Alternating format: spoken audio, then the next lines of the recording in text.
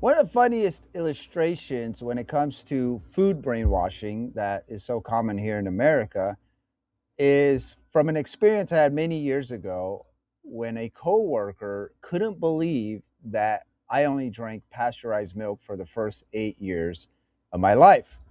I told him that the reason that was the case was because I grew up in Romania, which was communist, so we left because we didn't like that. But you know, every bad experience, I guess, has some highlights, and so one of the highlights from my time there is that we only ate pretty much homegrown food because my grandparents had a farm, and since Romania was poor and it was a dictatorship, so there wasn't a lot of like food and whatnot. The only food we ate was from my grandparents, who did a really good job of taking care of our family. We had fresh food all the time, the healthiest organic food you can think of. Raw milk, um, homemade bacon, bacon that we slaughtered right there, all sorts of grown stuff. I mean, that's just the way we were raised. So anyway, I don't know what it was. I was working in an auto shop in my 20s here in America many years later, and so we're having this conversation for whatever reason. I don't remember how it came up. I think it's just because we were looking for reasons not to work. So it was me and this fella and another guy. He was a Colombian, an older gentleman. His name was Rolando. One of the funniest guys. He was a pleasure to work with and whatnot. But I remember because mine and Orlando's um, response to our friend here, who thought that I would be dead if I was telling the truth, was kind of the same. We looked at each other as like, is he serious? Like, why would he think that'd be dead? He thought unpasteurized milk, raw milk, was so dangerous that you would die from drinking it, which is really odd because then I don't know. I didn't think of it then, but it's like I should have questioned him and asked him. It's like, well, do you think there was like a pasteurization process like for thousands of years going back? Because there wasn't. People have been drinking raw milk for a majority of human history. That's how people have been drinking it.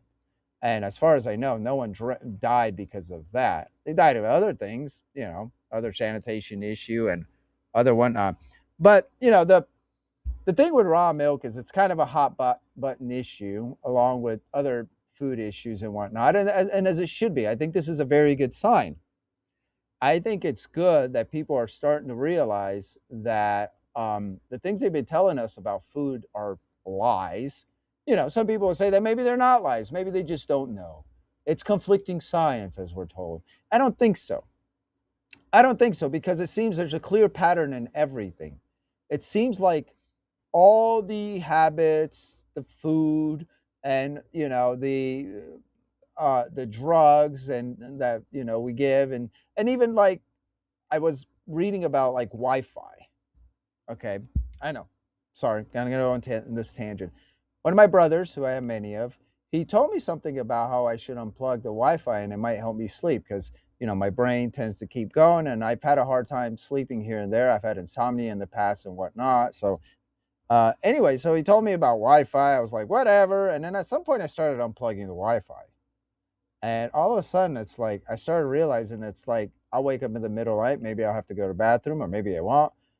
Sometimes I won't wake up at all, but I have easier time going to sleep. So then I looked it up, and sure enough, like the UN had a study that said that Wi-Fi is totally fine, and although there may have been some anecdotes about people, your brain activity causing brain activity, they're largely irrelevant. But then they're like, oh, but there were smaller studies that said that Wi-Fi definitely does play a role.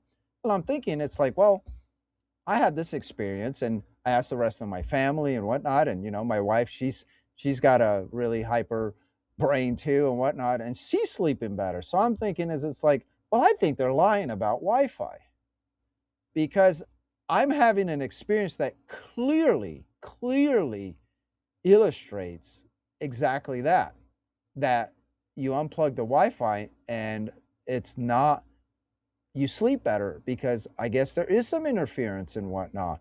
And the thing about it is I'm not the only one because this was passed on to me by someone else who had a good experience, who told him about it because they had a good experience. And then you look at the studies and there's like people everywhere saying, oh, it does affect it. So it's like, yeah, yeah, they're probably lying about that too. Just like they're lying about raw milk. They're saying that raw milk, I mean, is dangerous because, I guess it grows bacteria and whatever, but it's like raw milk is better for you.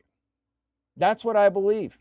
And I believe that because even the science admits that there are some loss of vitamins, vitamin value in the pasteurization, but it's very low. That's kind of like, I don't know. To me, that's kind of code for like, them covering their behinds, so that when if someone ever does a real study, or if someone gets a hold of a real study that's done, they'll say, "Well, we did say that." No, it's like, no, you didn't. You said a little. No, I believe that the nutritional value of raw milk is far superior to that of pasteurized milk. And one of the reasons I believe is simply because they tell us the opposite, but also because I had great experience with raw milk. It's all I drank for the first 8 years of my life. And I also have like very fond memories to it, but I don't think that's what affects it. The way it happened is my grandpa, he would give me milk right out of the cow, like literally right out of the cow. When I would stay at his place, he would, he'd take me over there milking cows in the morning. He had a couple cows, it wasn't a lot.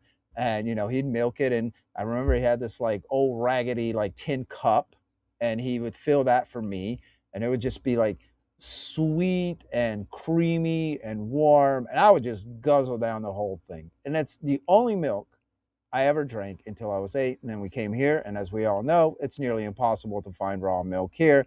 I don't know that I thought much about it, but I do know that years later I stopped drinking milk because I think once I moved out on my own, I realized it was expensive and I wasn't even that crazy about it. Then we moved to Wisconsin.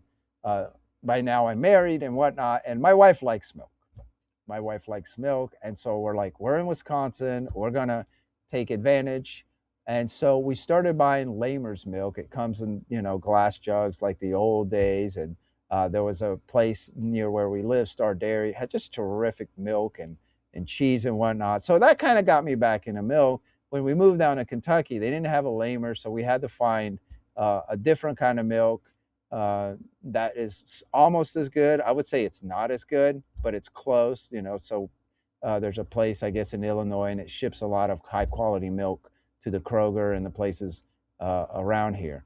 And so, anyway, that's kind of like the milk story. But this is really about is the fact that they want us to think that the science says that um, raw milk is dangerous for you. And I just don't, I'm sorry, but I don't trust the science. When it comes to anything putting in our body, I think the science is usually not just wrong, but intentionally deceptive. They were obviously intentionally deceptive when it came to the COVID vaccines. They said they were safe and effective. They weren't really effective necessarily because people kept getting COVID. And there's still reports emerging that they're not safe. I think turbo cancers are still popping up. I mean, there's things that we don't need, but they're not safe and effective. I mean, I talked to people who took them because they had to, because they traveled, and they were this is multiple people. And this is just people I know, which is not a lot of people, and they regretted it. Everyone I know knows someone as well who regretted it. I had a neighbor who said his brain got all messed up. He had, foggy issueness and stuff like that. I have a family member who I won't name out, but his wife was like, he gets sick all the time now. And this was after the taking the vaccine and whatnot. It's like the COVID vaccine is not safe and effective like they told us. They also told us that fluoridation, remember, they've been doing that for decades. I think they're still doing it a lot. Well, that was good. Fluoridation was good and it didn't do us any harm and it was great for your teeth.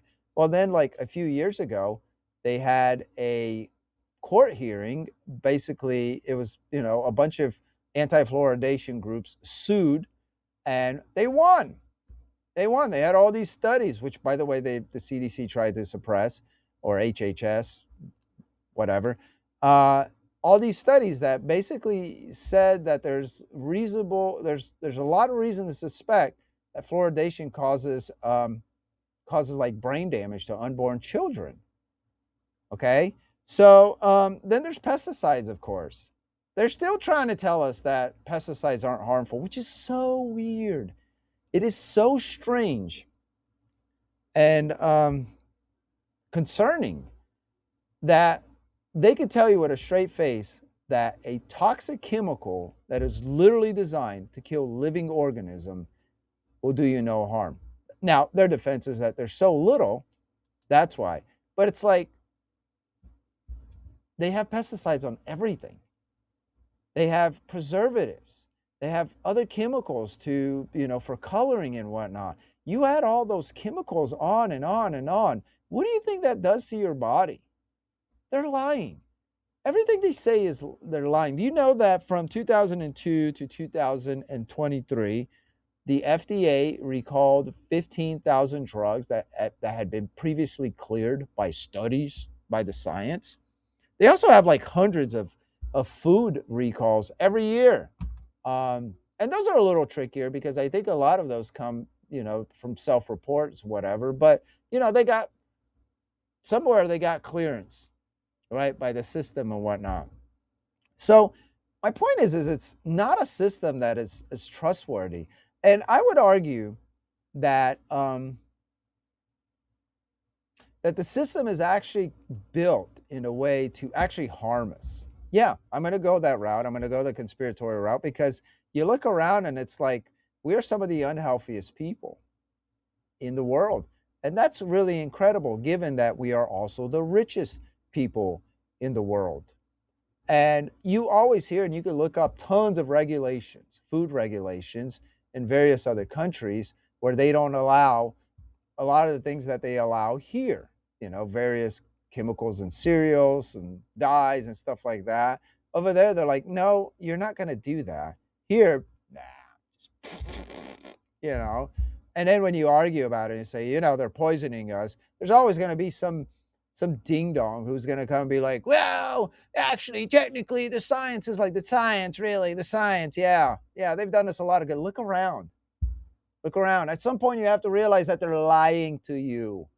They're lying to you. And like everything else, it seems like the goal is to make you dumber and sicker because that's obviously what is happening. Like some people like to say, the point of the system is what it does. Look around us. We're sicker and dumber. There's even a falling of IQ and cognition, which explains why a lot of people can't comprehend what is going on. They can't look around and say, man, something is really not right.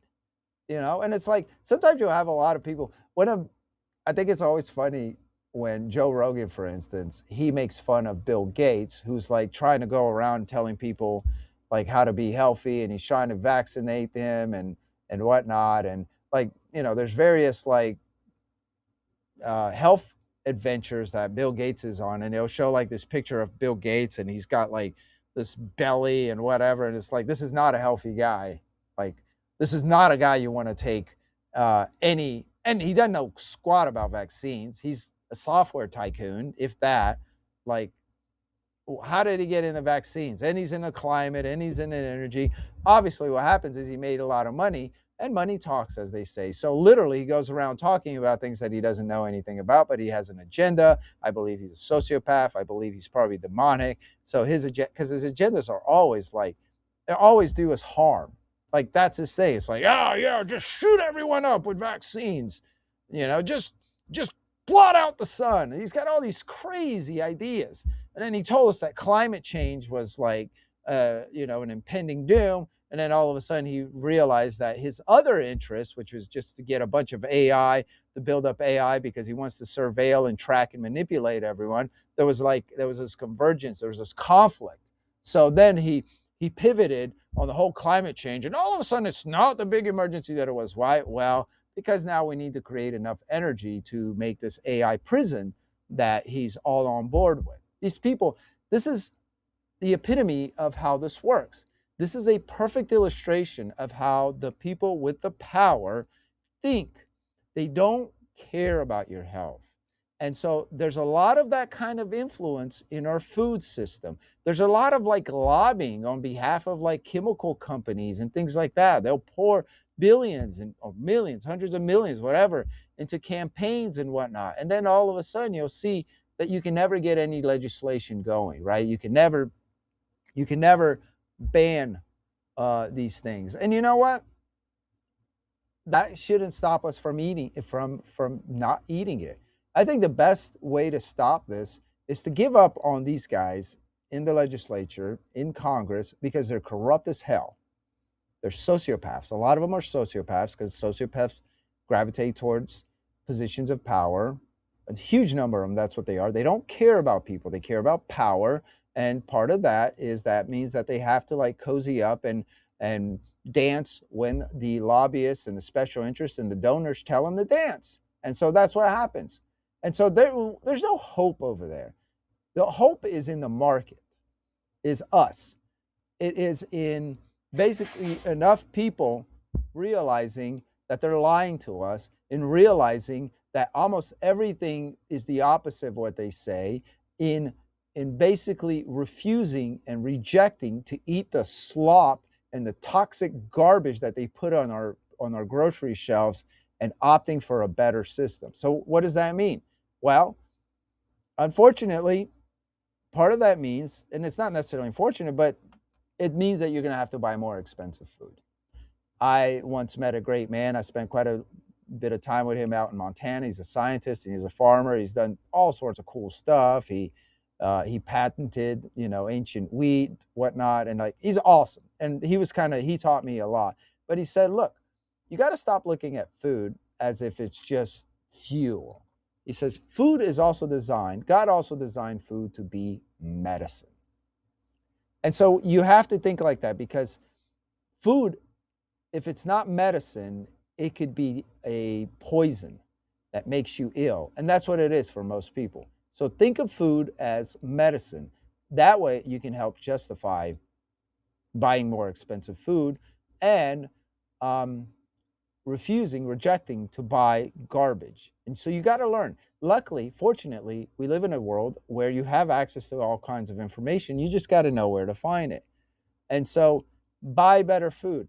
Another thing you can do is you can grow your own food. And that's the path that me and my family took, for a slew of reasons. We moved out, we bought, since I'm self-employed and since I'm a writer and stuff like that, we're certainly not rich. So we did what we could. We sold our house, we made a little bit of money, and we put that, and we bought, we downgraded in a sense, house-wise. We bought a fixer-upper, but we sacrificed on house so we can get on land. And we live out in rural Kentucky, and I love it. I love the quiet. I love having a little bit of land, and so it's been great. We've gotten more animals. We got rabbits and chickens and ducks and geese and fish. I got a couple ponds here, so I could just go and pull out some fish anytime I want. I'm going to get lamb and maybe a hog and whatnot. And so it's like I'm gonna have lots of food to choose from, and we grow lots of vegetables here and there and whatnot.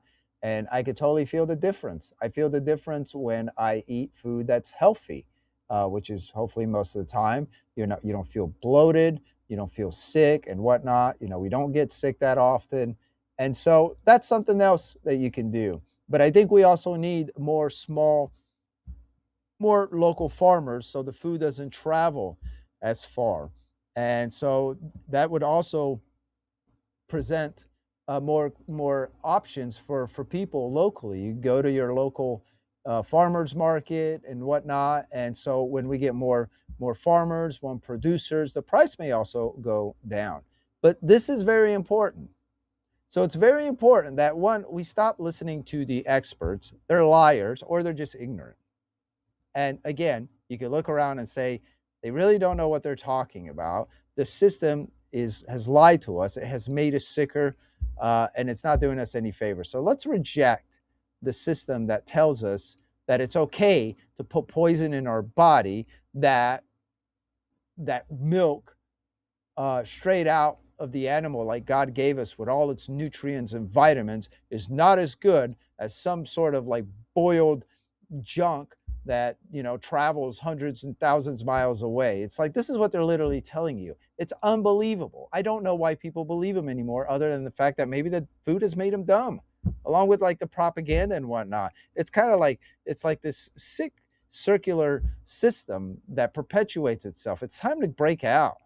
Get rid of it. Stop it. Opt out. Pull out of that system. Go. Drive away. Move away. Stop thinking. Stop buying their lies. That's all they do. They lie to you because they want to make you sicker and dumber. They want to make you sicker and dumber because they want to disempower you, because they want to keep the power. And if you have a population that's perpetually sick, dumb, and broke, you don't have a resistance. You don't have a population that can be independent. You need a dependent, dumb, sick, and broke population to control it. So we need to stop that. We need to stop being like that. We need to turn off their stupid propaganda. We need to refuse their poison that they put in our bodies. We need to educate ourselves. We need to fill our heads with information and spiritual food to basically stop their system, to opt out of their system. It's time to stop. And food is a crucial component in the rebellion here, in the revolution, to basically take back the power. It doesn't have to be violent. I'm not talking about violence. I'm saying we could do it without all of that. But we need clear heads, we need healthy bodies, and we need to be empowered, and we need to know what's going on.